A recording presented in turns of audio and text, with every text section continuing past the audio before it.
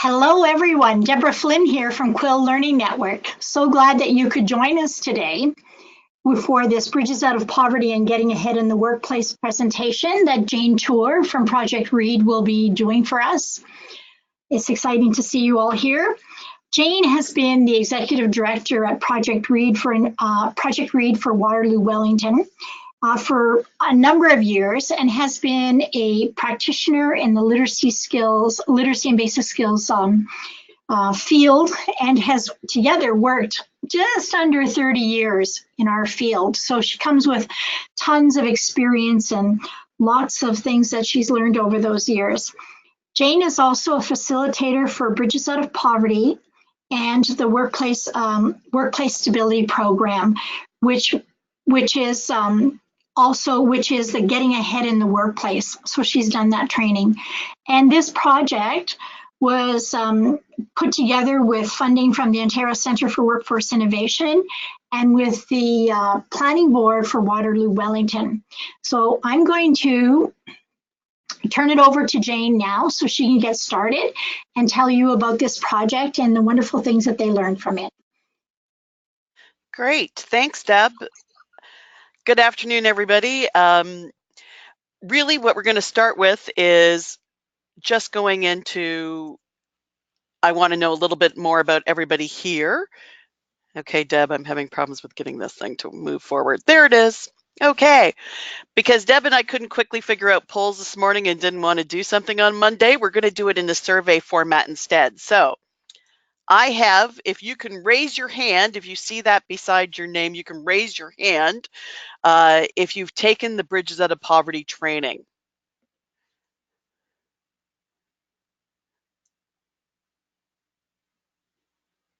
Seen a few of you have taken it. Okay, so we've got a mix today.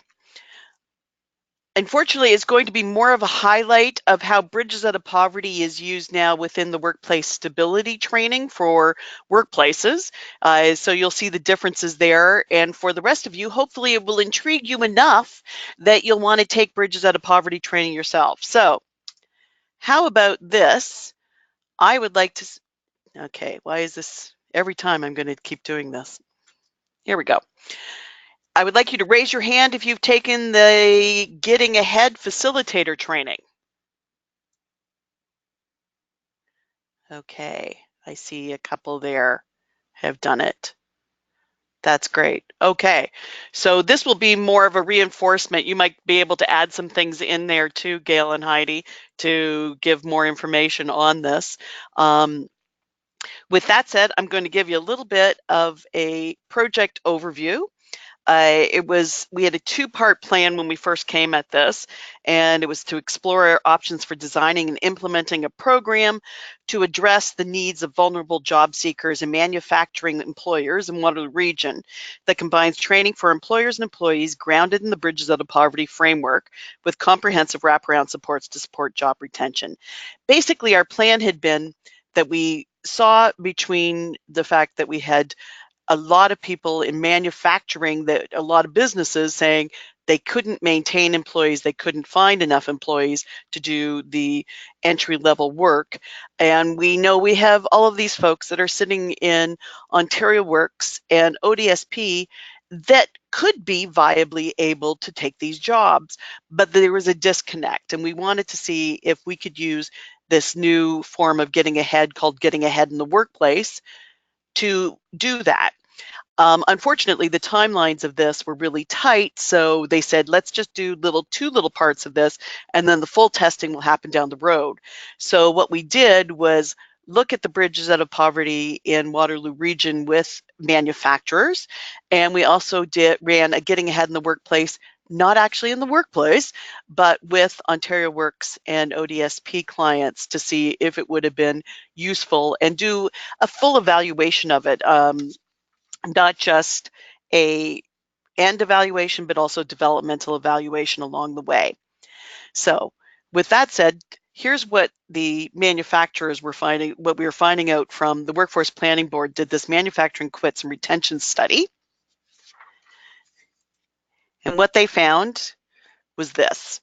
In 2017, Employer One survey respondents from the manufacturing sector indicated that 72% of all separations were due to quits and another 20% due to dismissals. So that's a pretty high amount. In 2018, that dropped, but it rises back and forth all the time. Basically, from the 2017 and 2018, 75% of manufacturers indicated that they had hard to fill positions. And they said it was because there wasn't enough applicants. It was interesting, though, when they were talking to them, that most of these employers were saying, "Well, yes, but we've redeveloped our whole like how we come to fill these job positions." But it might have been 3 years ago that they did that, and they haven't seen the need to change, and that's where the area started to become a problem for them. Then we went into, for that, they went into a literacy review to see if anybody had done any checking in with workers. Why were the workers leaving? What was making them stay? What was making them leave? What was going on? So they did a literature review and found like there was very little work being done on this or research, and the industry analysis was showing it is a problem. So what they did was then go into employer and employee consultation. I'm just seeing, Deb, that Joanne Weber has a question, apparently. I'm not sure. Jane, Joanne was telling us that one of her staff had also done the training in Bridges Out of Poverty and Getting Ahead. Oh, okay. So it wasn't a question as much as a statement. So it was just getting at just the regular programs then. Yes, and they, where Joanne is situated in Huron County, they deliver the Getting Ahead with Great. the at Ontario Works. So there's 3 or 4 people online that have that training. Great. Okay. Well, that's good to hear, because then you're like proponents of this one, because me selling it out there to people, they just don't fully understand how amazing this program can be, and we're going to go into that a little bit in a little bit. So they decided, instead of making recommendations, they would make considerations for employers, because recommendations is really hard for employers to take for most of us when they're going, well, you're not running this business. You're not trying to worry about your bottom line. So we're saying, no, but here's some things to consider. So I thought that was a unique way of putting it now. So what they did with employers, they had 35 employers consulted on this whole project. They wanted to ask about 2 major topic areas: recruitment challenges and difficulty in retaining workers. So overall, employers felt wages, high industry competition, and misconceptions about manufacturing were reasons for high quits and low job applicants. Employers often recommended external solutions to address these issues, such as greater involvement in the education of high school students and adjustment of youth expectations when entering the workforce. And if I hear giggles, I'm just assuming there's some of you already giggling about that one, the high expectation of youth. It's an interesting thing of, we seem to have led many of our youth into believing that they're going to start at middle management and never start at the beginning. And we all know that the best way to move up within any job is to start at the entry level. There were a variety of opinions voiced by employers. Some have tried many methodologies with no results, and most are continuously seeking new ways to resolve this issue. Even with the diversity of industry representation, employers had surprisingly similar insights. When asked the top reason people were quitting, the top responses were that workers wanted more pay and better benefits, wanted to work fewer hours or more desirable shifts, and wanted less labor-intensive work. In other words, just an easier job. Current low unemployment rates and a shortage of workers may be giving current workers the impression that they can move about freely to find easier and better paid employment. So the employee perspective, employers from these groups also allowed the planning board to come in and use, not use, but ask their employees to be involved with focus groups. And so what ended up happening was they went to all these different, so they wanted people that had manufacturing experience and other people that had not. And in total, 22% participants were consulted, representing a diversity of age, work experience, job positions, and departments. They were asked about their current position, previous manufacturing experiences, and reasons why they or their coworkers have quit, and what they need to stay with an employer. It's interesting. Employee appreciation and opportunity to advance were highlighted as two major reasons employee may quit a job in manufacturing and what keeps them with an employer. Wages were also discussed, but it was not the only factor employees or EO participants considered. So I thought that that was an interesting take on it, was the fact that it is what employers think the employees want it, and what employees want sometimes they're two different things. And this is something we know, but it was good for the employers to also learn about this. So as you can see here, we were looking for people that we thought we'd probably have more people that had no previous manufacturing experience with some of the folks that were from EO programs with youth, but 61% of the participants did, and that made a difference. So they even had several new hires which were closer to retirement or working after the age of 65. So this was also a good experience to see that there was a variety of people available for these jobs. So the quits in manufacturing, shifts, definitely everybody's mentioned that, is that, you know, the shifts, and it was more about, could they make the shifts a little bit different? Like, does it have to happen from 3 to 11?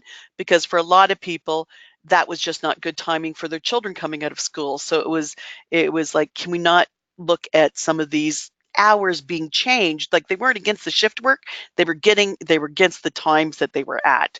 So the starting time wasn't thinking about other things in the world that people have to deal with. And the employers didn't like the word grunt jobs, but that's what they were.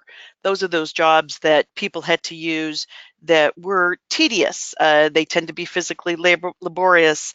They're perhaps mentally demanding, repetitive, and don't offer competitive wages in comparison with other work. Some even describe the job as a trade due to its level of difficulty. It became progressively clear as they went through this that almost every manufacturing facility has grunt work. And the biggest problem they were finding was that if somebody was good at this grunt work, they got kept in there and they were passed over for any form of advancement because people knew that somebody had to do this job and this person was good at it, so we're going to keep them in it.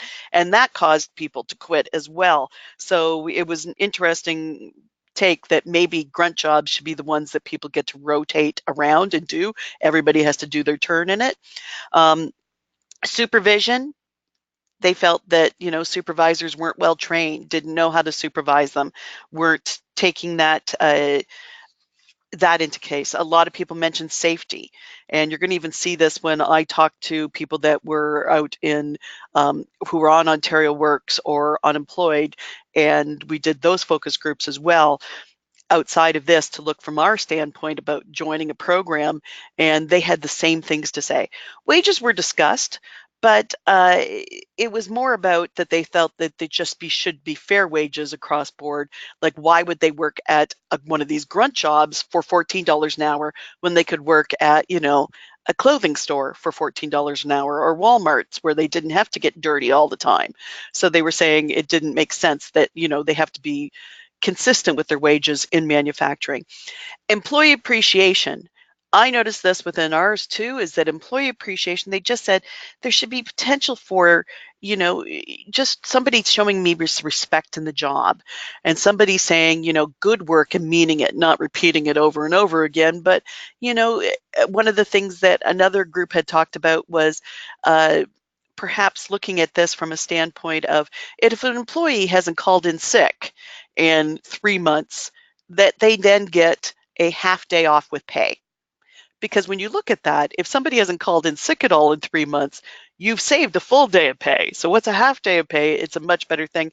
And people might be more than willing to try to get that and build those kind of things up and get, like, you know, an extra couple of days off a year with pay. So it was one of those things, is that thinking about it from the employee standpoint was really good. There was also the performance expectations. Sometimes they felt like people were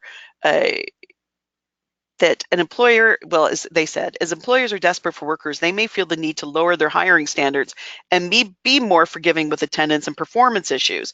While employees look for understanding employers when choosing employment, they also appreciate fairness and accountability.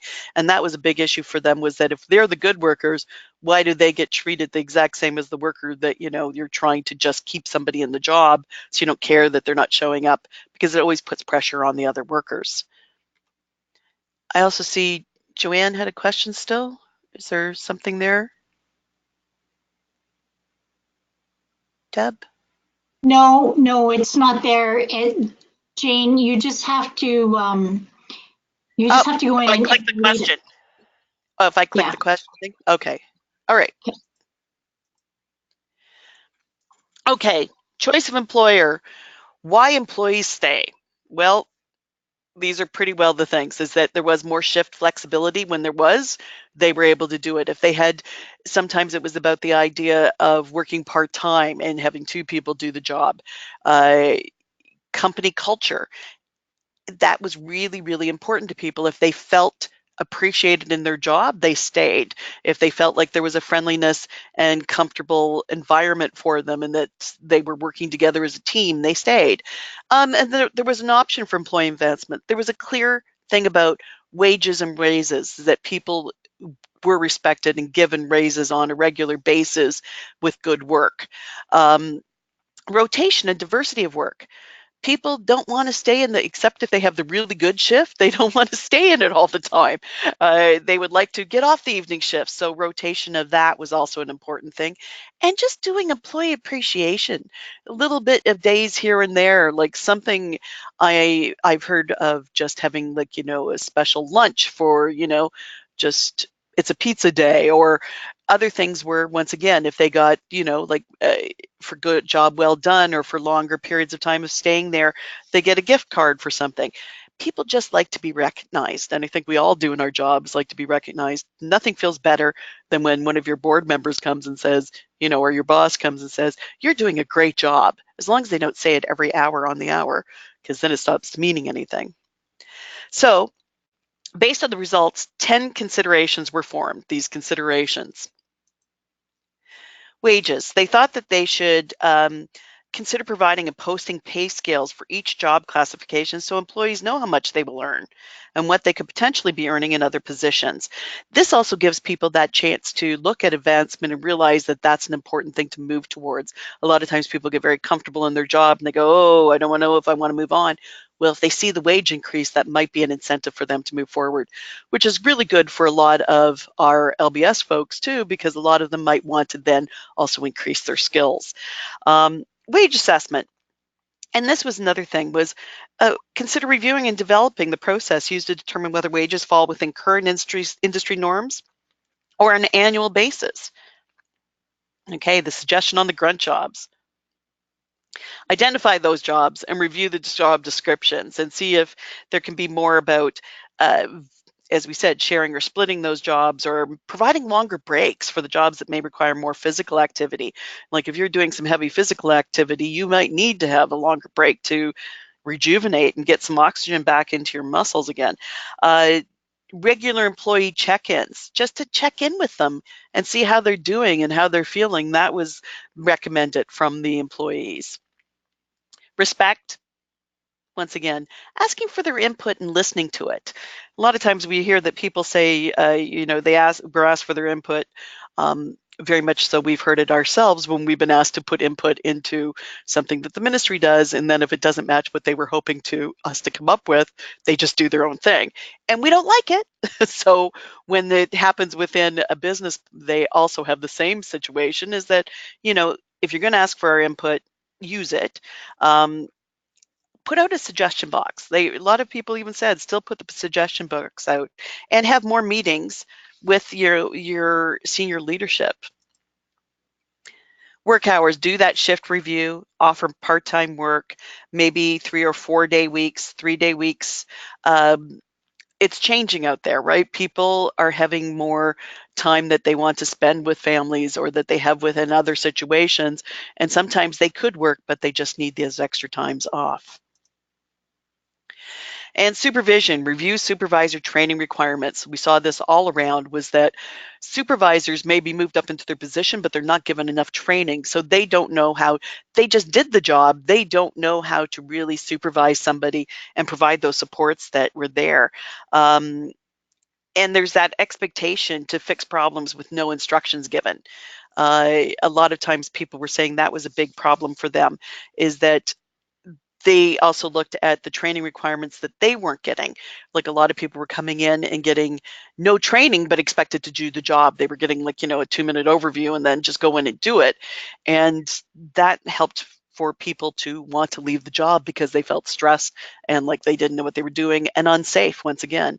And balance that discipline and reward.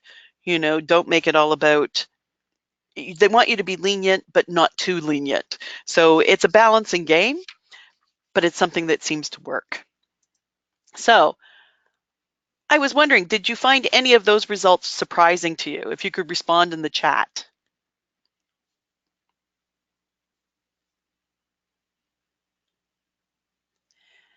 This is where we need music.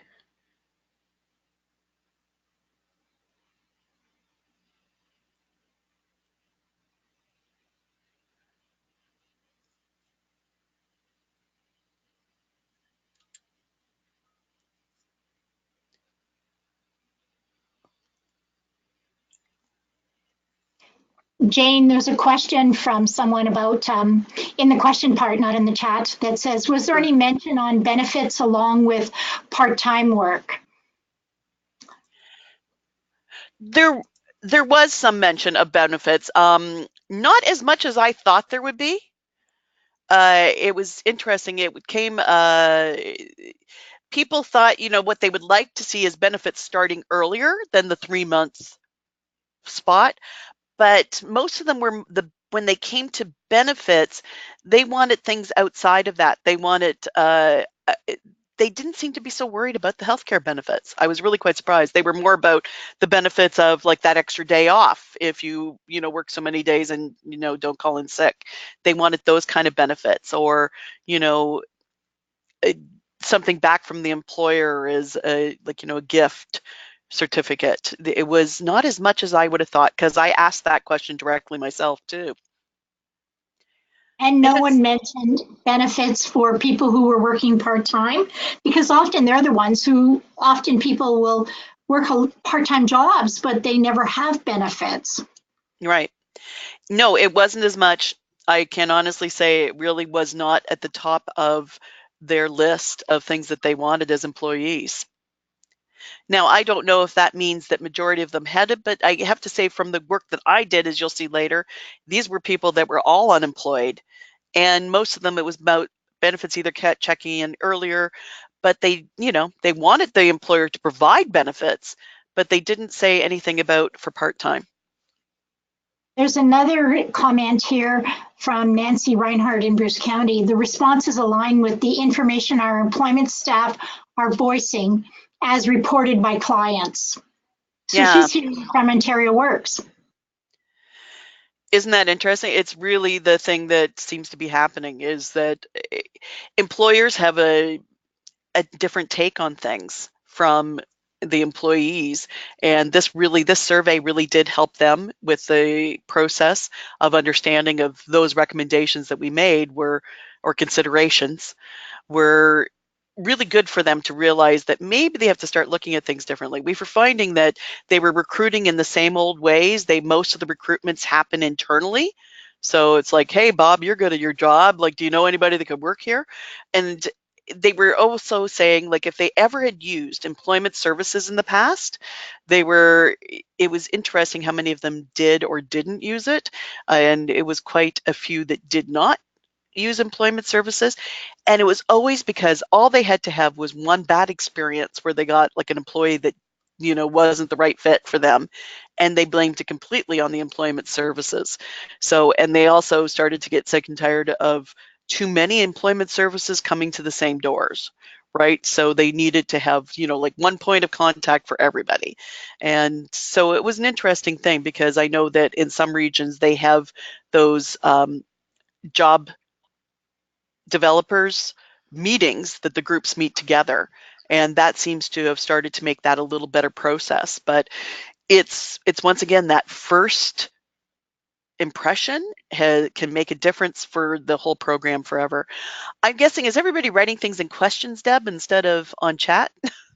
Or has Yes, nobody got? Jane, there are a few more questions. One person said that it wasn't surprising to hear the comments that you brought up in the report. And then another question was, did anybody mention about sharing a job where two employees would share one full-time position? Did that Yes, ever come absolutely. up? Yes, absolutely. They were talking about job sharing, saying like instead of worrying about it being a job, that has to be filled by one person, let's see if we can't break it into two. And the last question I have here or comment is, it's interesting to me that employers are looking for a connection or relationships with their employees. It's not just about money. This is what we see from Bridges Out of Poverty training. The relationship is very important. So that was just a statement. That relationship piece is important, Yeah, and it's good for employers to see to get on yeah, board with that. absolutely. Oh, I see it's Jill. Hi, Jill. It's it's definitely about that relationship. As we talk about it within Bridges Out of Poverty training, you always say, no learning occurs without significant relationship. And people just want to feel appreciated and like that they're heard. And if it's us and them, it doesn't work in a workplace and people will leave. And employers were surprised that people really wanted to be involved in that way. So, okay, I'm going to go on to the difference, what we did with the Bridges Out of Poverty section. Um, so here's an overview of Bridges Out of Poverty for those that haven't taken it before. It's just a strength-based approach to working with people living in poverty, or we like to say more so living in daily instability. And it can be generational or situational. Now, by generational poverty, I mean somebody who's lived in poverty for at least 2 or more generations. Situational happens when there's an economic downturn, like we had when there was a lot of manufacturing layoffs and people were making decent wages and they got laid off and then they couldn't find a job to replace that and ended up maybe on social assistance within a year. And those people had brought their whole middle class values into poverty. And so that's a situational thing. So is the Great Depression. Many of you probably have a relative that came from the Great Depression. And when I say that, I always think, how many of you, had somebody who, like for me, it was my mother who, you had the rubber band ball. Nobody knows what to do with the rubber band ball, but you had the rubber band ball. We also had to have the tinfoil ball. So all tinfoil was washed and attached to the tinfoil ball. Like nobody turned it in anymore. It wasn't used for money, but you still did it. You also bought bread when it was on sale, and you filled up a freezer full of bread, and it was craziness. We also, Christmas paper. I always think about that one, is that you never ripped open a Christmas gift or a birthday gift. You carefully opened it so the paper could be reused. So those are the kind of things that situational happens. Generational, it's just very difficult to move from it. If somebody's been in generational poverty, they come with it, it's you'll see this as we go through the mental model idea, is that it's just very difficult to move away from that, and it can take 3 to 4 generations to successfully move out of poverty. Um, Basically, we always say Bridges Out of Poverty is if your organization or business works with employees or people from poverty, only a deeper understanding of their challenges and strengths will help you partner and work with them to create joint opportunities for success. So they created this different training, which is Bridges Out of Poverty, but they call it Workplace Stability. And it's been re-enhanced to work for employers. So take it from that standpoint that I'm now going to be talking like you're the employer. So you have an idea of what we're talking about. And we looked at the project from that standpoint about the redesigning and how that looked. So they come at it from retention issues, human resources conflicts, absenteeism, and language barriers with employees living in daily instability. Sounds very much like what the solution to all of those focus groups decided.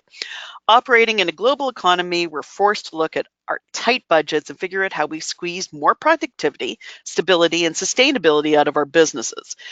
So how do we positively affect our bottom line? How do we continue to provide a high level of client and customer experience while reducing expenses, reducing our cost of goods, and improving the overall net income? And we go on like this. We do focus in on explaining the fact that workplace and education are built around middle class values. And yet we expect people that are coming from daily instability to come into the school and the workplace and to just understand all of the things that we have known since birth if we are middle class. So it's an interesting process to think about that. What do we do? How do we present things? And people, we always assume that we know that some of these things because we call them common sense. But common sense is class relative. So I'm going to ask you to raise your hands again. How many of you would consider yourself and identify with living in daily instability or living in poverty? Just raise your hands.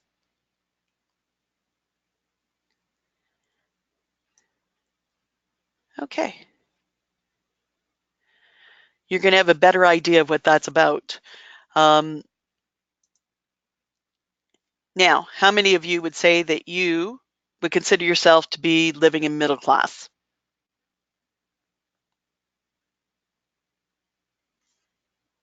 There we go. The majority. Anybody consider that they're living in wealth?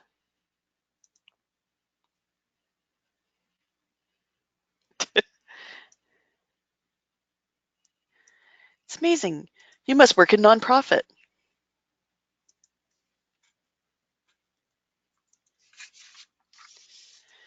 So, from that standpoint, I'm going to talk to you like you're living in middle class, that you're the employers again. So think of it from that standpoint. This is not meant to offend or make people think that they're, less. There is nobody less or more. Everybody is equal on this. So don't feel like I'm talking about us and them. I'm talking from the employer standpoint. And that's what we're trying to talk about here, is that I'm going to give you some different situations, and I want you to relate to an employee you've been thinking about. See if there is a stability issue, and could it be affecting your organization, and how? So the first one is, an employee lives without a checking account and credit cards. Are they living in daily instability, daily stability, or long-term stability? How many of you say daily instability? Put up your hands.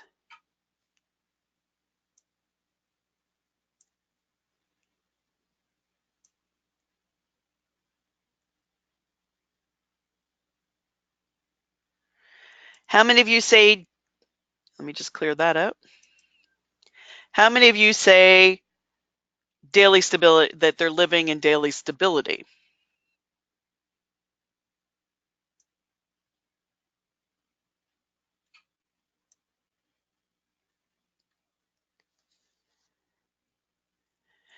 I'm going to say that some of us always do prefer dealing with cash and only cash, but the way our society works, though, we can pay for more things we need more easily if we have a credit card or checking account. Paying for an electric bill without having to go somewhere to hand over cash. A checking account or credit card might save time. And we're going to put that into daily instability. For many times, this is going to be a difficulty with even an employer because of the fact that it's, how are they going to get the payroll done if somebody doesn't have a checking account? Many places do have to pay that way, right? How about employee regularly uses a credit card, checking account, and savings account, and knows how to check and improve own credit score? For you, is there anybody think that's daily instability?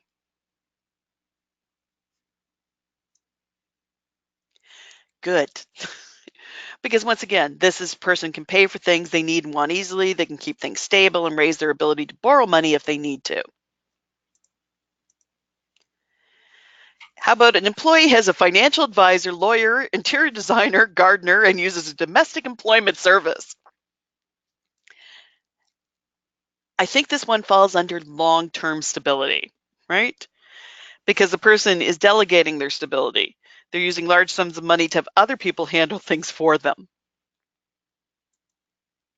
How about this? Employee has arranged schedule to get 2 jobs without the use of a car.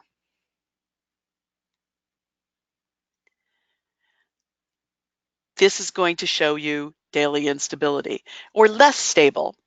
At least they've got 2 jobs, but there's no independent transportation that they have. And if it's a very busy life, and especially if you go from job to job, this can become a problem for the business because they're probably going to have times that they're going to be late or not reaching the place on time. And if you're out in the country, this is even harder, right? If you're in a more rural area that doesn't even have public transportation, this can be a big issue because they're counting on others usually to get rides to different places. Employee knows how to complete work in ways that meet both the organization needs and the employee's personal goals. Once again, this can show more stability, right? I can get my needs met while while also working for the company. And here's the last one. Employee knows how to present the organization's financials so that the organization is seen in the best possible light. This is considered to be long-term stability. It's because they know how to make presentations to executives and owners. They know how to create that presentation. They know what numbers to use and how to present a report about money and earnings. This can be a difficult concept for some folks in the front line who don't even know what these meetings take place. So that's one of the things we get employers to work through on this. Another thing is talking about the cost of turnover relating to quits.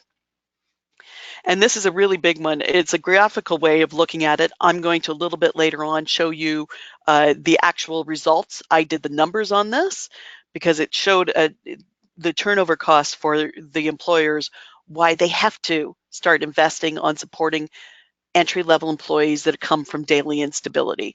Because the more you support those individuals in the job, the better your return on investment is going to be, because the cost of turnover, you just can't ignore it anymore.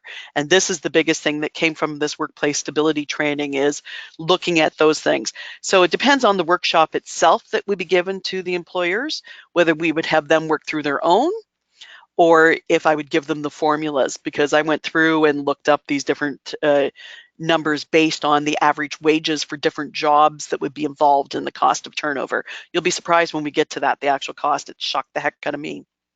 So, how do people living in daily instability spend their time on a daily and weekly basis? For those of you that have done bridges before, you know what this is about, but I'd love to hear your comments. What would you describe as their values as well? So what would be their values, but what did they spend their time on every day?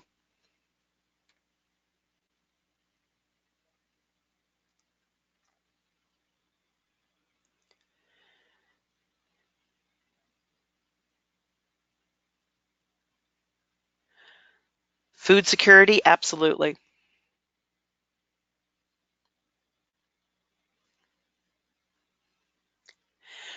You can do it in questions. Nobody else seems to use the chat, Gail, so questions are good. Shelter, absolutely. Yeah, place to live. The couch surfing is a really big deal.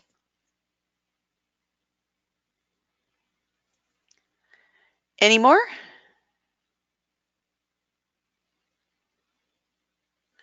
Looking after family, exactly. They have to, they have childcare, but they still have to keep looking after the children because they don't have probably the same type of childcare that many of us have. Family emergencies that come up, transportation. Isn't that something that we should all be on, because that's a big one? Appointments, oh my gosh, yes. Agency time that they have to deal with. Everybody expects you to be involved with agencies when you're living in daily instability, and that takes up time and valuable time within their lives. These are all really good. Yeah, getting to the grocery store, getting to the laundromat. Absolutely, folks. These are really good spots. Individuals living in daily instability, what is their main value? Does anybody know what they really value in life?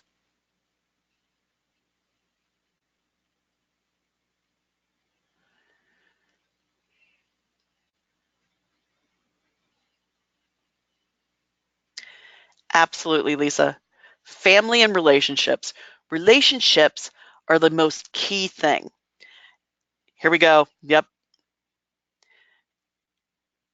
Yeah, time is a big deal for them too, dealing with time. Relationships are the key, the pinning key, and I'm just going to go to that now, folks, so you can see it. This is like a mental model for instability. It was actually created by individuals in Ohio who lived in daily instability. And that's where they started to look at what it was like for them. And so you can see a lot of those things that they had to spend time on: clothing, housing, health.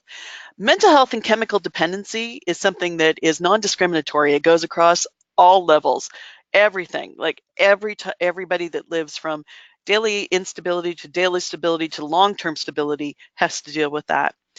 Debt. That is overwhelming. I can't tell you how many times we've seen that people that start a job that are dealing with overwhelming debt, you would think that that would be a good reason to stay. It becomes so overwhelming to them that they actually quit the job because they can't handle the debt. And yet, if they had support on the job to help them through that debt by perhaps getting a credit union to set up something with the employer to look at this, and this is what we were looking at within this whole project, was the supports that would help them stay. Because if that employer could hook it up with a credit union, they would help this person amalgamate all their debt and pay it off through paychecks by a slow deduction, and also at the same time take a little bit of money out to also invest in, some uh, just having extra money. It was an interesting, by the time they paid off the debt, individuals would have a little bit of a savings, and this could really make a big difference for them. But debt will cause people to quit a job. It's just too overwhelming. Childcare. Childcare falls apart, you quit a job. Transportation doesn't work, you quit a job. Family and friends need you. And like like it was said over here from Angela, was the looking after family. They come first because relationships are your most important point here. Relationships are the key. And the one thing we ask people to do when they're moving out of daily instability to stability is perhaps leaving some of the most important things to you, relationships, behind, because people are afraid when you're moving out of poverty that you're going to leave them behind. And that's hard because both of you, this is the most important thing.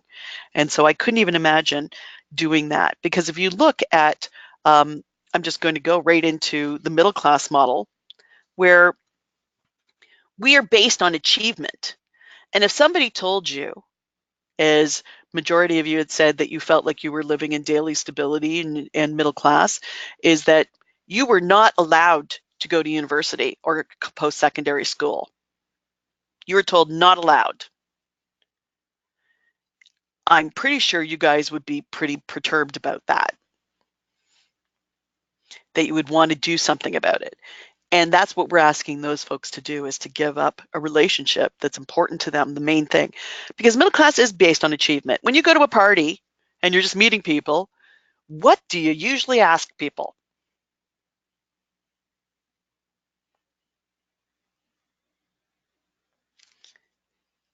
Bueller, Bueller. I'm just going to keep saying that. Or I could answer it for you. It's the idea that you always go up to somebody and go, so, yeah, what do you do? Thank you, Gail. What do you do for a living? What do you do? Because we're always focused on achievement, that we just assume that that's important to everybody. Achievement is built into us. See, Lisa got it too. It's built into us from the very beginning, right? We just look at achievement as part of our regular breaths that we take. We also focus in. That's okay, Linda. The chat, it's apparently over on the side. Deb, is there something weird about this that they can't see chat? No, I don't know why they wouldn't see the chat. I think that it should be at the very bottom of their toolbar, but maybe because I have never been on their side of the coin, maybe that's why. So they can just go ahead and put Keep in the anything question. they want in the questions. Yeah, the questions works, folks. So still do the questions if that's what everybody can see. It's fine by me. I'm just looking down those because I haven't seen anything in chat. So that's good. Okay. Apparently the chat icon has been erased from all of them, Deb. There you go. I guess we'll have to talk to GoToWebinar about that. Yes, there you go. We'll have to come in ourselves as a participant. So here's the things. You can see the difference. We're still everybody loves their kids, everybody has children, but what we worry about childcare is more so did they get into the right childcare where, people are planning out to get people in when their baby has just been born, or sometimes when they're still pregnant with their child to get them registered in that right daycare for them. Our children, we also think about when we're dealing with daily stability, you think about how they're in their soccer games, they're in their hockey games, they're in their baseball game. We have them involved in different sports groups. We think about education. That's a really important thing for us. We know that that's moving forward. You can't really be successful at achievement in many ways without education. Even though we did at one point in time have a minister of education back there a while ago that did not have a high school diploma, but hey, what else can we say? We look at retirement. We think about these things. We're planners. We always plan. That's what we do, which is really an important point to think about because we're going to talk about that in a little bit too. So in this instance, we look at employers from the standpoint of also explaining to them that business and employee pain is based on daily instability. Because if an employee is in pain for what they have to deal with every day, the business will also be in pain. I want you to uh, think about that pain for both the employee and the business. And let's look at transportation. Think about that. What is the pain for the employee with transportation to work? We still use the question section for you to write on.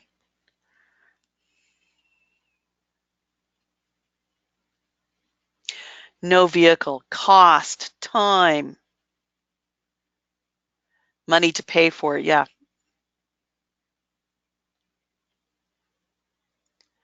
Can't afford gas or insurance. Yeah, exactly. It's expensive, and there's those different times for in the shifts.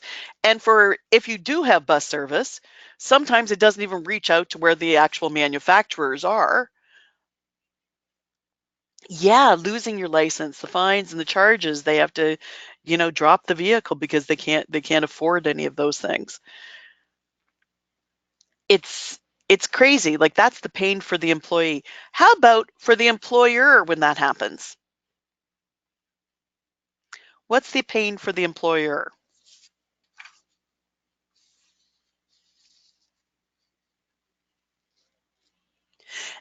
Unreliable employee doesn't show up. Absolutely.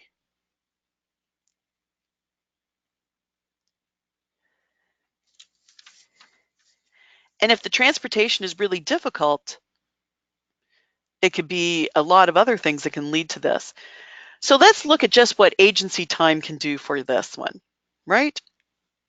Agency time. For the employee, they have to make that life work balance to make their ends meet. They have to attend services, right? Scheduling and not enough for the shift. Absolutely. So they have to services based on middle class environment, right? So they have to go to agency time, but also still be at the work and try to take off the right amount of time, perhaps going out to lunch to do this, right? And then business, That's, once again, it creates an absenteeism, and there's that lack of life-work balance that businesses know you need because you're spending so much time dealing with what everybody else is telling you to do. And once again, this can lead to quits. Here's the transportation one that we were just talking about. The walk to the bus stop. If it's not in the if you live in some areas, the buses don't even go there. I look at, we have light rail transit coming here. I say that with a giggle. We have the rails, and we can see them testing the trains for a long time. It just hasn't happened yet. Thank you, Bombardier. But I look at where this bloody train is, and it's not to any of the areas that would need this. It's not to employees. There's, a matter of fact, one that I'm not even sure why the stop is there, but it takes you to the malls. That's really it. If you live in the south end of Kitchener, you can get up to Conestoga Mall now on this train when it starts to run. But hopefully over time they'll have more spaces to it. And rural, yeah. Oh, I know. This is the biggest problem, is that the rural area does not have the trains or bus lines, right? So how do employees get there? And if they have to count on somebody else, they have to count on somebody else. And this is the same thing. Tardiness, absenteeism. If we could create something where employers in a rural region work together to maybe have a van that picks people up and brings them to the shifts, you know, is that a cost savings? In many cases, I think employers would find out it is. So what we do want to also talk about with employers when we go through this process, because you know it's going to be a quicker daily, Bridges Out of Poverty, a 3-hour workshop is really quick. For those of you that are trainers and those of you that have done it, you know it's 3 hours, you don't get everything. 6 hours, you get a fairly decent workshop out of it. But employers usually only have like an hour to an hour and a half that they're willing to give to any form of training outside of this. So we have to do it fairly quickly.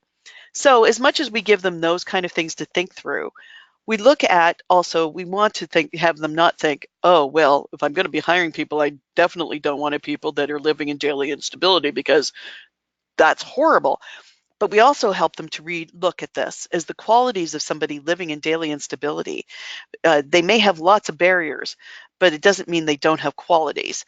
And as long as we treat all employees with mutual respect, we're going to see these qualities come out. And I always point out the fact of a problem solver. Somebody living in daily instability has to problem solve all the time. The tyranny of the moment causes you to have to problem solve. You're constantly thinking of ways to fix it and make it better, and trying to deal with it all the time. If we can only teach them how to take those problem solving skills into the workplace, and with supports they could do that. They're persistent. How many times do you have to be knocked down before you just give up? People in daily instability do it all the time. They have to be so strong, and they have that willpower to go on every day. And that's amazing. They're entertaining. They're fun to be around. They're the great storytellers.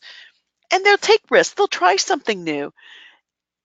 They're inclusive. Everybody's allowed to be involved in their lives as long as you get along with them. That's it. That's it. You don't have to be from a certain class or a certain group to do that. And that's what makes this really important. We want people to understand that it's not just that we have to support them in the job, but how loyal and what a great employee you're going to end up with if you work with somebody living in daily instability. So I talked a bit about those hidden rules, mentioned them before, is that people bring to work the hidden rules which they were raised. We all had them. The unspoken cues and habits of a group. And it's not like you're taught them directly. You learn them from watching your parents and what your parents do. So it's, once again, many times what we call common sense. So we show them quickly, this is the areas that you're going to have different things amongst class. People living in daily instability look at things differently than people that do look at them in middle class, as do people in wealth. So Just even looking at something like possessions. This might be the artwork in the executive office versus the posters hanging on the walls in the warehouse. It's the lavishness of the executive suite compared to the cleanliness of the distribution center. It might be one of the many custom cars in the collection, right? It's the idea of understanding what possessions are, and many times for people that are living in daily instability, possessions are their family. They own people. It's because they can't afford to own things. For people in middle class, it's about things, and people in wealth, it's like the one of a kind, right? That artwork stuff. Um, money. Money for somebody living in daily instability, if they get money, it's spent. It's going to be spent because there's so many needs and they've dealt without it for so long. But in middle class or long-term stability, we look at liability. That's a liability to spend your money. You should be saving it, planning for it, right? The planning again. I can honestly say, if you want to meet the most generous people, you talk to people that live in daily instability. They would give you the shirt off their back in a second, most of the time ahead of other classes, just because that's what they're about, because you share and you're about other people.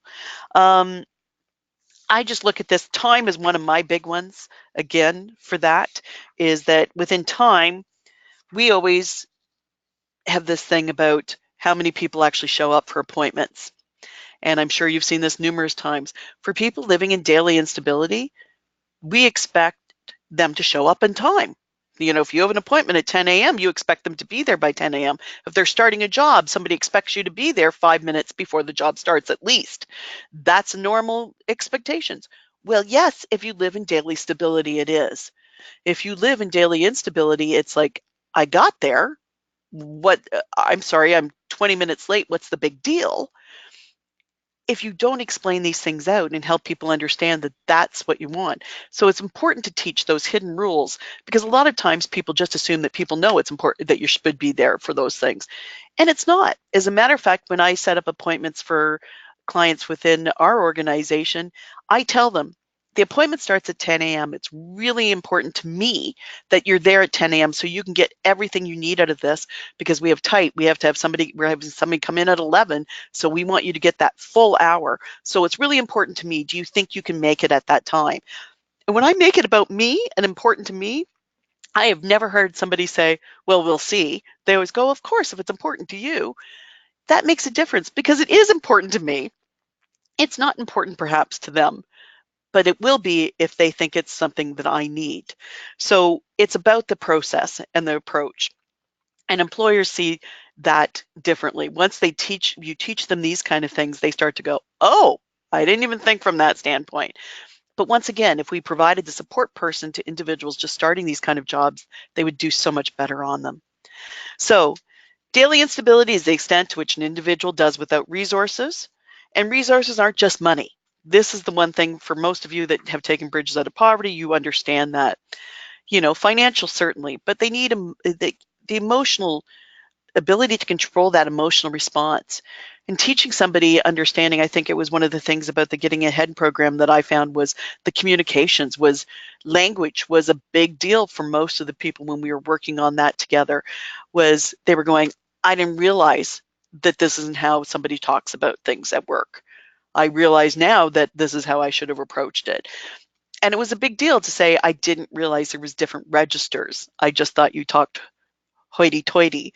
It was like, oh, that's the voice of people that go to work. It's a formal language at work.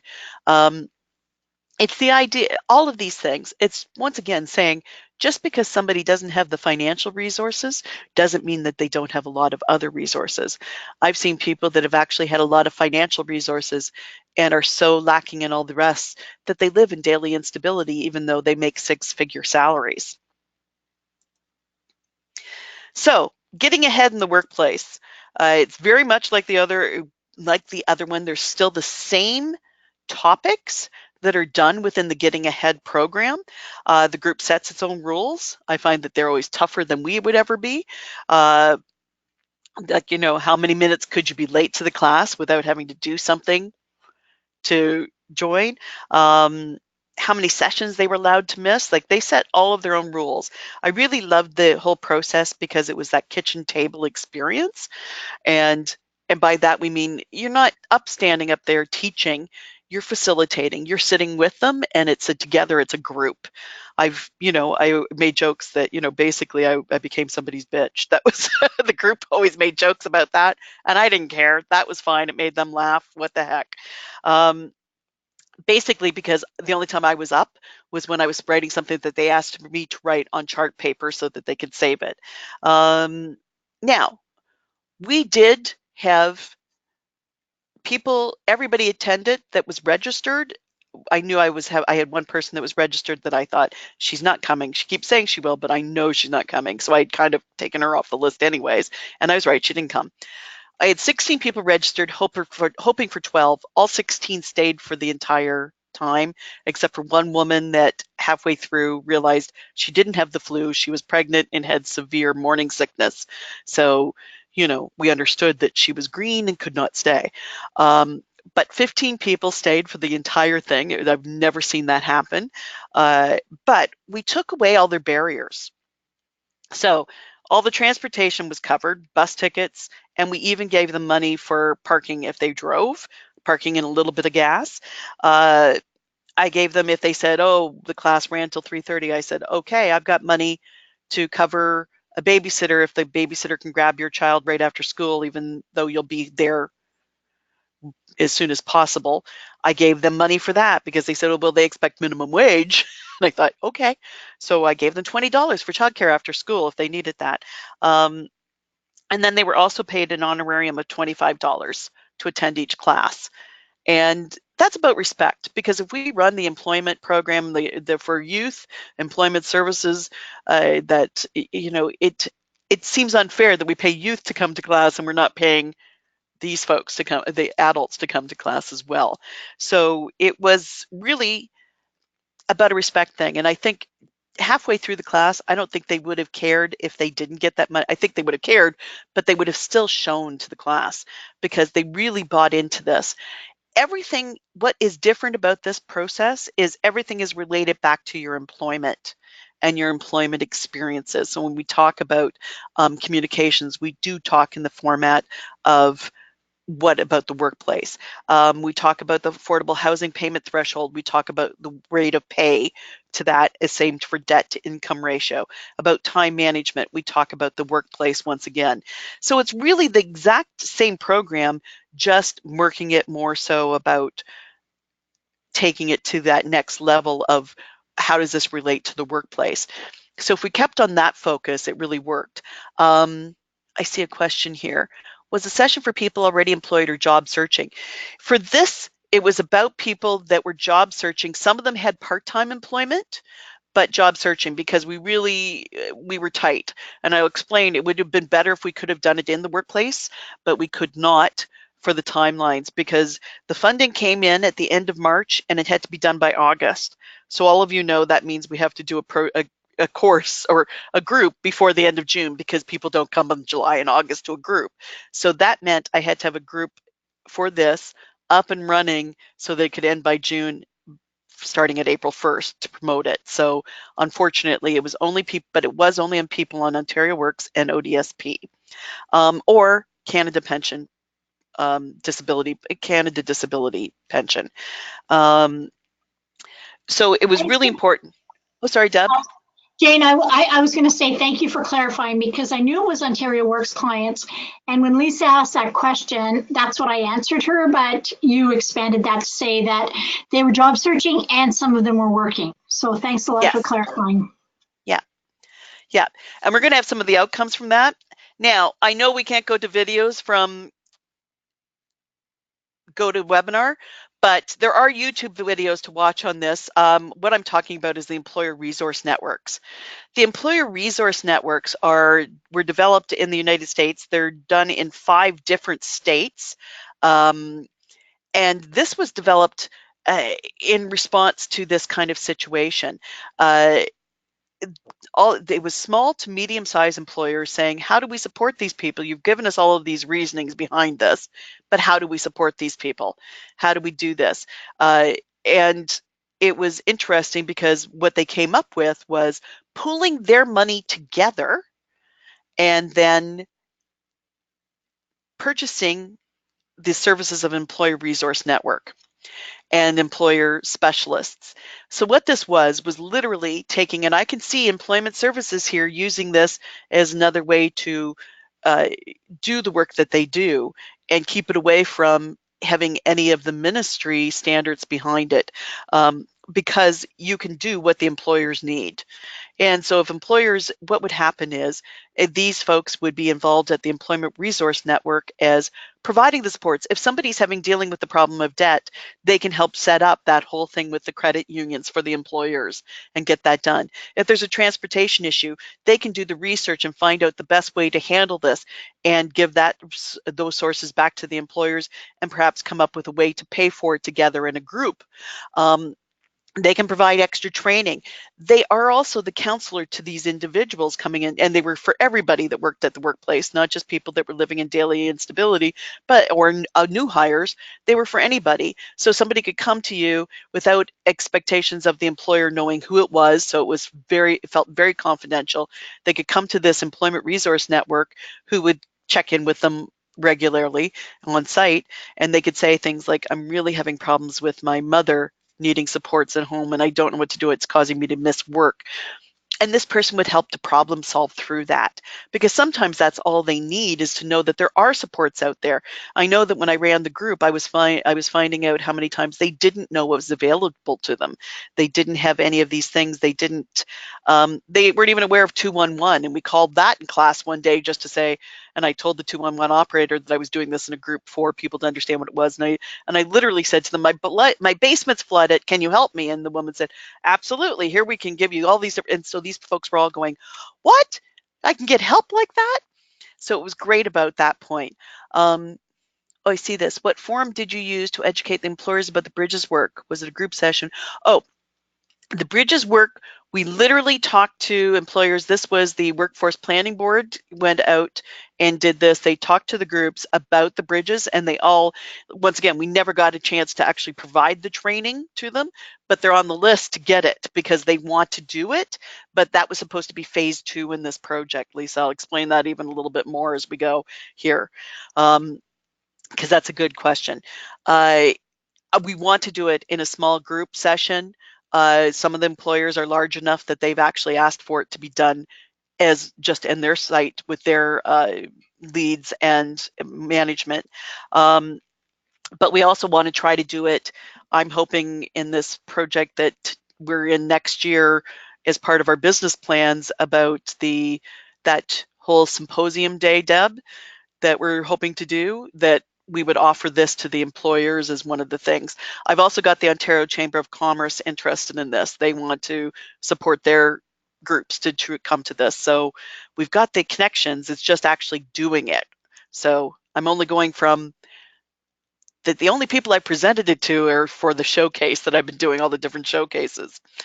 At this point, the employment resource networks are a really unique thing. And I would tell you to take a look at this, look at them on site, see what they do, because it's a unique support that we were trying to provide here, thinking that this would be a really good test, but it doesn't look good that the Ontario Centre for Workforce Innovation has not got another contract. So I'm pretty sure that they're not going to be funded this year. So we're not going to be able to get that kind of thing done. Our biggest reason for doing this is that we were looking at Ontario Works and recidivism. In 2016, 37% of the caseload had been on assistance for more than 2 years, and this was from Ontario Works and Waterloo Region. I'm sorry, I didn't specify that. Had been on assistance for more than 2 years, and the average time on assistance was 15 and a half months. So according to the study, Welfare Realities from Rhetoric to Reform, the first 2 years of a person's time on welfare is critical. If they stay longer than this time, they're likely to be long-term clients of social assistance. If someone remains poor for 3 years or more, they are far less likely to escape poverty. So we were looking at that. Then we looked at Kathy Bossenberry here, did a study in 2011 on recidivism in Ontario Works and Waterloo Region. And it showed that 68.6%, we were pretty high. 68.6% returned in less than 9 months. And she found that the highest return rate happened after 5 months of leaving. So it is interesting to note that sole support parents had the lowest rate of return at 45%, because we can well imagine that they really saw a need to stay out there for their children. Now, with the SANE project that was done in 2005, they found that it's usually more like 20 to 50% of welfare leavers return to reapply for Ontario Works within a 12-month period. And it seems that most of the research that I could find showed that 50% is the pretty well norm of people returning on recidivism. And this is what we wanted to start to cut off and try to change, stop that revolving door, right? So I mentioned this cost of turnover, and we looked at this in much more detail. So they started to talk about the hard costs first, because the soft costs are based on, they said basically the soft costs are about loss of productivity, increased workload, overtime, added shifts, administrations for scheduling, changes with overtime, things. But they said basically that with those kind of fires, a minimum of 3 times the hard costs are what the soft costs are going to be. So I looked at the hard costs, which was pre-departure. You have the separation process. So I gave that administrative time of 1 hour. Vacancy costs, I looked at the coworker burden, overtime, and added shifts. I didn't take out everything. I was looking at development of advertisement. I didn't talk about the placement of advertising costs. I looked at the selection and sign-on. So the interviewing, I only took 1 person to do the interviewing. We know that there's never 1 person in an interview anymore. Reference checking. They include drug testing and psychological testing. I did not take that into account. I didn't do orientation. I did take into on-the-job training, and I did not look at uniform costs. So using the average pay scale for this in Canada, taking out things like the uniforms, drug testing, and all those things I mentioned, here's just this would be a conservative cost, hard cost of 1 person leaving a job, leaving the job. So the bookkeeper is apparently the average wage. I looked at this and went, wow, sometimes I think I overpay my staff. But the average wage with Mercs, I figured it out, that would be $20.89 an hour, based on the stats on Ontario. Developing advertisement, I looked at that for the HR professional and took the average wage for that. I did it at 1 hour, and so that with Mercs is $26.63 per hour. Then I looked at that same person doing the interviewing for 3 hours, assuming that there would be 3 interviews, probably more, $79.89, right? Reference check, I did 1 hour of that for $26.63, same HR person. Orientation training, I took that person. The HR person is I know it's usually somebody else, but it's usually longer. Orientation, I only gave 2 hours for that. On the job training, I looked at they would probably be working alongside somebody else, so for 40 hours, and I gave it minimum wage with Mercs, so that's 602. So the total hard cost for 1 employee leaving the job is $809.30. Then you multiply that to get the soft costs that I had mentioned. Those are 3 times that, so that's $2,427.90. So the total cost for 1 employee at a minimum of leaving is $3,237.20 for an employer. So if you have 10 employees, you've obviously increased that to $32,372. And including, that was easy for me to say. According to the Employer One results from 2017, manufacturing alone in our region alone had 879 quits and 400 dismissals. So just those ones, that's just the manufacturing people in our region. So there was 107 of them. There's a lot more manufacturers than that. That's 1,279 turnovers in jobs, which costs these employers in total $4,140,378.80.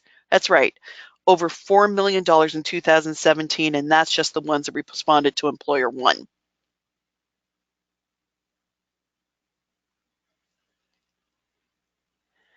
Anybody shocked? You can raise your hand.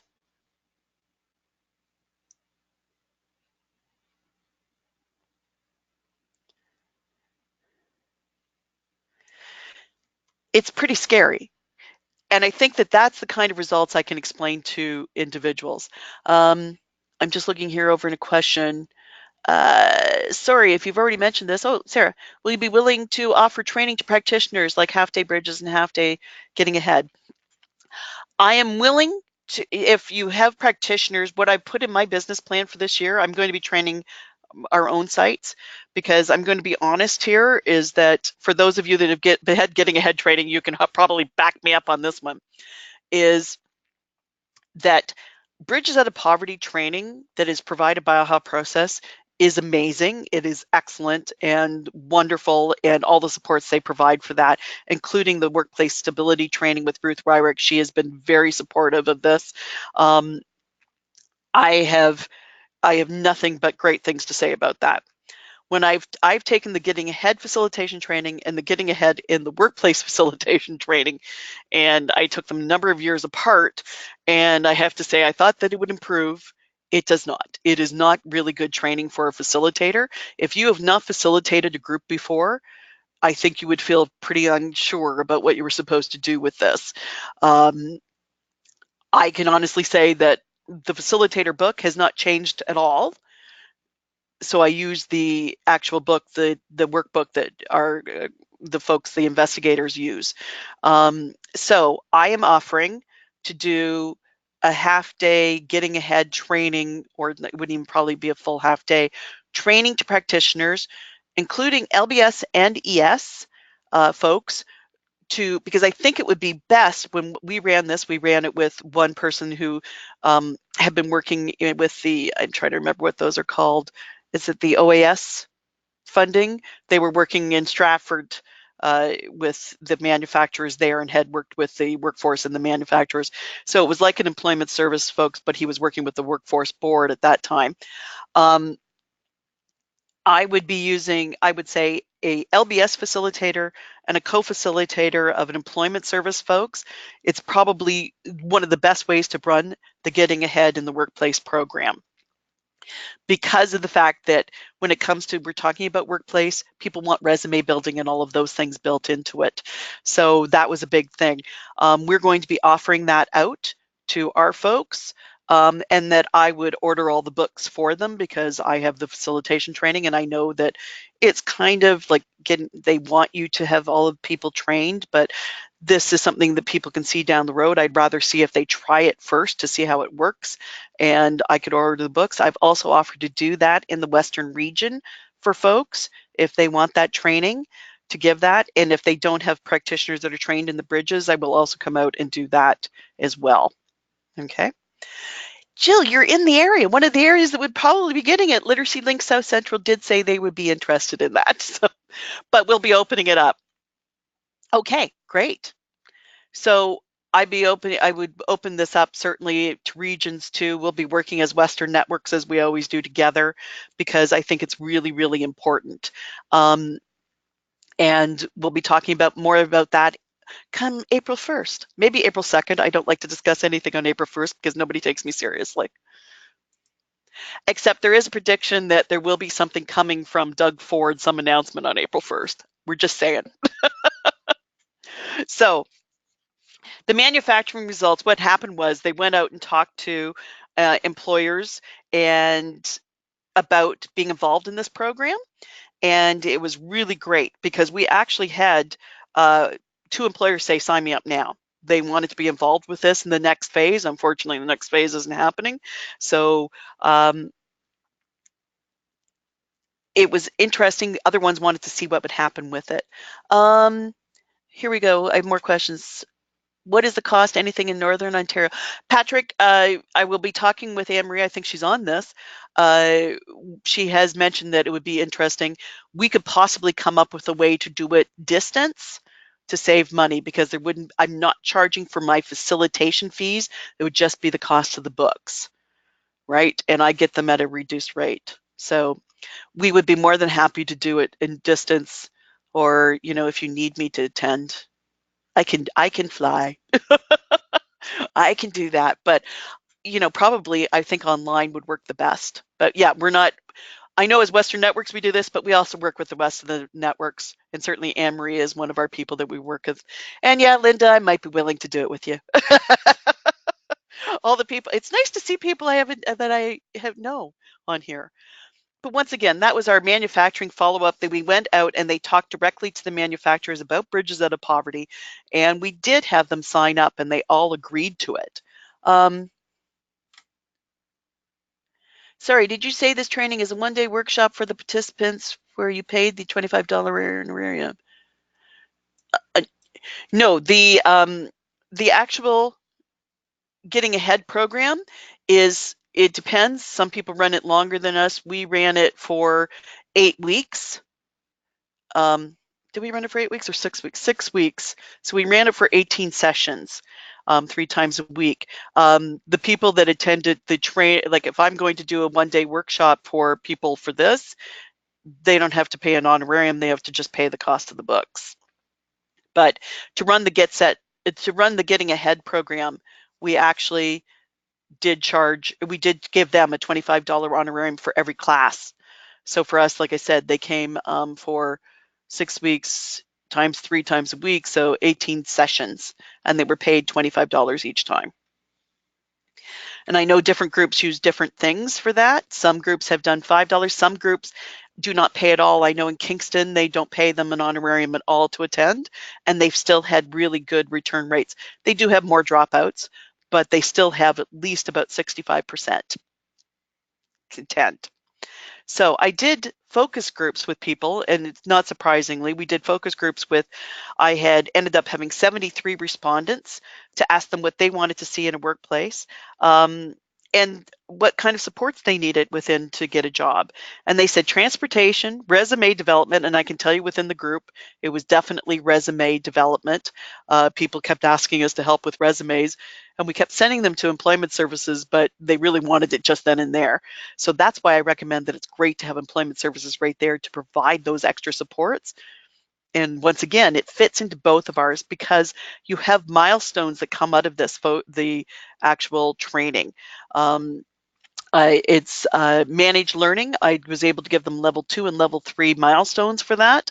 But there's more because they're also developing all of these skills because they're reading, they're interpreting, they're looking at documents. So there's a whole bunch of LBS outcomes that fit within this. I'm sorry, OELCF outcomes. They wanted startup funds for covering clothes. They just don't know what's available to them. It was quite fascinating to me how many didn't know their results. And you know that you've been told this. I know that Ontario Works caseworkers tell them these things, but I'm pretty sure it's at that point of where they're nodding their head and just going yes to everything, so you just shut up and they can get out. That's really, and we know we've had that before. So it's about the reinforcement that we can provide and about the childcare that we can provide. The focus groups were more than willing to take training that would help them get and keep a job and understand why it's been difficult for them. As one client said, that would be a smart idea. Why didn't somebody come up with it before? So they were very interested in the Getting Ahead.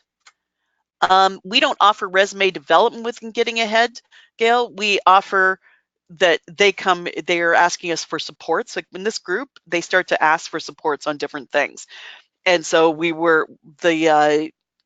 my co-facilitator would help them with the resume development afterwards. Because we had people that wanted to apply for jobs right away, and then we had other people that went, maybe I need to go into more education.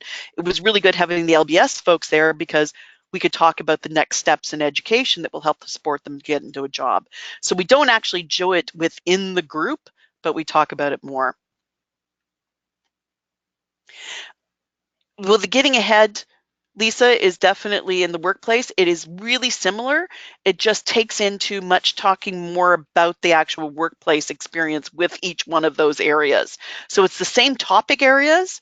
It's just taking it into the workplace each time, if that makes sense. It would be very similar to what you do. If you've done the Getting Ahead programming, the Getting Ahead in the workplace would not be much different. You would actually find it pretty easy, except for the fact of probably just making sure that you really do reinforce the whole workplace standard on that, so that when we talk about communication, for example, like language, we talk about at the workplace instead of just in general, because this is about people wanting to move forward into the workplace or getting into or being in the workplace and getting this training. All groups felt that training that helps you create stability in your life would be something they'd be interested in participating in. 2 groups said, yes, definitely. 5 out of the 7 groups listed manufacturing as the kind of job they would like to get. So that took away from the manufacturers thinking people didn't want to work for them. What did they like about a workplace? Same as what they were finding about people that were employed. Friendly environment, respect, more training and orientation, that professional development piece.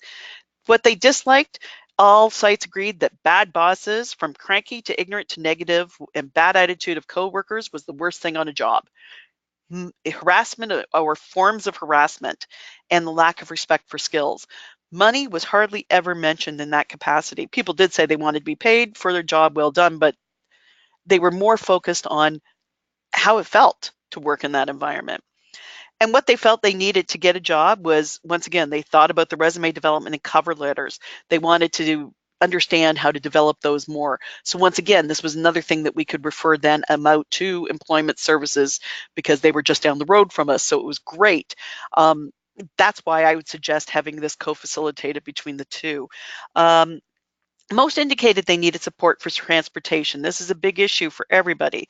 The majority also indicated the education is important, startup funds to cover clothes. Once again, like I said, they didn't realize that those things were available to them, even though I know that they were probably told. What made you want to go to work every day? Everyone agreed that needing money and getting decent pay was the reason they wanted to go to work every day, so there's where money came in. But they also agreed having a good, friendly work environment made them want to go to work every day. That was a big one. What they felt employers needed to know was that employees want to be told honestly that they're doing a good job. Employees want to feel respected. And here's the thing, employees want benefits, not just health, which they said could start sooner. That was their big one. It was like, it was hard to leave, employment services, leave Ontario Works or ODSP and not have employments and not have those happen right away. We kept saying, they don't always drop them off right away. You still have that chance to keep them on. So it was one of those things. But once again, they said bonuses or perks or those paid half days off for good attendance was important to them. So we had 17 registered, like I said, the one I thought would never come, and then the other person, 14 on a wait list. So 93% actually completed the program, because we did have one man that ended up in hospital with heart condition, heart issues in the last week, and he kept begging his doctor to let him get out for the last 2 classes. So it was kind of funny that we kept saying, no, you can't do that. You're not healthy. And the doctor was going, no, no more. It was like seeing the light bulb go on. I was so impressed with what happened with it, how people were able to feel good about themselves. And I saw those light bulbs after teaching for almost 30 years now. I'd never seen this kind of response, and getting head practitioners, what this is like, the facilitators, you see those aha moments, literally, where they go, this is really what it's all about. This is what my life is. And I don't have to stay in this. This is really showing me that there are ways to get around, to move forward and get ahead. I think one of my best ones was I had a young man who actually was already in an LBS class and had been one of those long timers in LBS classes we know. He was very quiet, never said anything to instructor, just did his work and, was barely moving forward. And afterwards they were going, I don't even know what happened, Jane. Like, he came to class and he was like telling us what he wanted. He was speaking up. He was answering things in groups, and he applied immediately for chef school and he got in. And he just moved forward. And I said, I know, it's like seeing a totally different person, how he just came out of his shell completely. I had another guy that didn't really want to be there. He was just kind of there for the money. And that changed in the second week. The first week he kept passing by, didn't want to participate, didn't want to read out loud, because everybody's allowed to read or not. And they just didn't, he was not there. And then all of a sudden the second week, as I was ready for him to say pass, he started to read. And then he came up to me and wanted to be involved in a group that was talking about the needs of people in Ontario Works, and I got him involved with that. It was just a life changer for him too. So it was interesting. This process really, really worked. And I think one of the biggest things, I want to get to this one, how they felt at the end. They said things like, the sky's the limit. I feel wonderful, like I've achieved something. I can move forward healthily with a better support network and knowledge to do so. It helped me to see a future and make some realistic goals. So we know that we probably don't have the funding to do the next steps, which would have been to run this process, to run it with the employer and to have people within this and do it. So instead, we're going to look at no funding, but run the training for employment services and LBS programs to conjointly run this getting ahead in the workplace programming, because I think in this case, that's where it could be run. And it does fit into, we've Canadianized it, it sits into the OALCF, and it certainly meets the outcomes of employment services.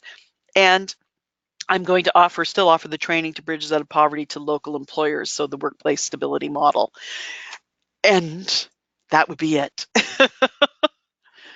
I'm sorry, I didn't know I was going to take an hour and a half. I thought I was only going to be like an hour and 15, but is there any questions? Thanks, Jane. I thought that was really great, and I could see you speeding up at the end. If anybody wants to put their hand up and ask a question, I can open up their mic for them.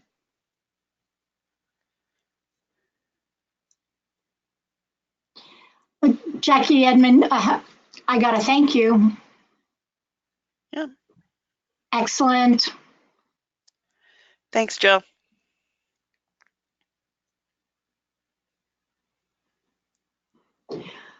Asking about the slides, we're going to put this recording on the QUILL website, and I'll give it to Jane. It'll probably be on her website too.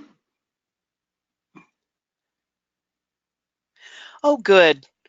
I'm so glad. I hate when I waste people's time because you tell them something that you go, oh, great. I can never get that hour and a half back. You're very welcome, folks. Links, Patrick, what links would you like? Oh, the links to the training, I guess. Deb, that'll come out, won't it, to them all? And maybe the links to that employment committee, those two links that you had on the PowerPoint. Well, if they get the training, like you've said, it's recorded with the slides, they'll be able to go into that. Oh, okay. Yeah. They were links. Oh, good. I'm glad they're all excited about doing this. Yay! I didn't have to sell it to the getting ahead people. They already know how good it is. Right. Then I think we'll say goodbye. And thank you, Jane. I really appreciate you taking the time to go over this with many people who wanted to attend when you offered it in a face-to-face fashion in Kitchener, but weren't able to make it there. So I really appreciate that you did this for us here and for the people in my region. And it was a blessing and a benefit for anybody in the rest of the regions that was able to come. That was great. Thank you. All right, I'm heading out, Deb. Okay, there was one question that Joanne Weaver asked about a great recap on getting ahead and what happens for folks when they participate. Oh, sorry, that was just a statement, not a question. Yeah. I didn't mention that it was that they did all get certificates at the end, that we printed off certificates and framed them. It was really nice because I know that everybody does that. But Joanne, that's great. Thank you. I'm glad that you felt that way. And I think it's great that you're going to take that step that you couldn't take and go to employers, because I think that's a really important thing. And if we make those connections with them and they understand what getting ahead can do for them bridging people into the workplace, I think it'll be a real benefit for everybody all the way around. Yeah, we don't want to leave them high and dry now that we've started this. And once again, like I said, we have the Ontario Chamber of Commerce very interested in supporting us through this too. So I'm going to get Louis on that, the head of training for them. Excellent. Then I will say goodbye, Jane. Thank you very much. Thank you, everyone, for joining us. And we'll ensure that you find out where to get the links, where to get the recording for this, so you can get into those links that you want.